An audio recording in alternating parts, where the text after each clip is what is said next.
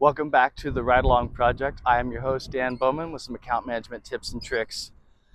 This topic I want to talk about today is not going dark when you're on the road. And while I know a lot of different opportunities for remote work and virtual meetings and not necessarily doing monthly touch bases or quarterly in-person touch bases, there are going to become scenarios where you're on the road, whether it's for conferences, if you're in an industry that hosts several conferences, or whether that's client meetings.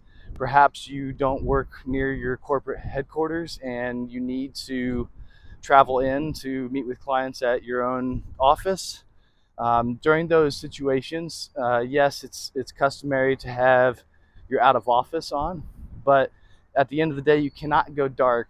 And what I mean by that is, even though you have your out of office on, you still have an obligation to respond to things. And certainly some things can wait, but if you have internal partners or clients that are in need of something and are still developing trust with you, if you fail to respond and you go completely dark, even if it's just an acknowledgement of those emails, or perhaps voicemails, requests for scheduled meetings and all of that.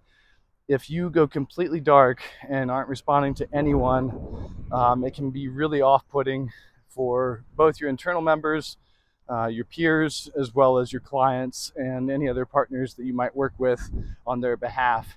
And so what I want to say is, yes, there's going to be those times where you have your out of office on, you're in meetings all day, entertaining in the evenings, whether that's events or dinners. And yes, there's going to be times where you truly don't have 5 minutes to catch up and be able to respond to things. That's going to happen.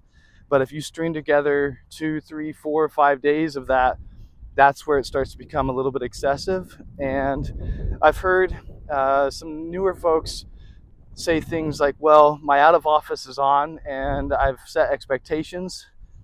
That could be true, but my argument would be that yes, you could lean back on that and be an average client manager. But if you really want to set yourself apart, make sure that you don't go dark. Make sure that people still feel like they can access you and at some level. And again, that doesn't have to be full responses, but at least acknowledgement of emails and knowing that they can reach you in some form or fashion.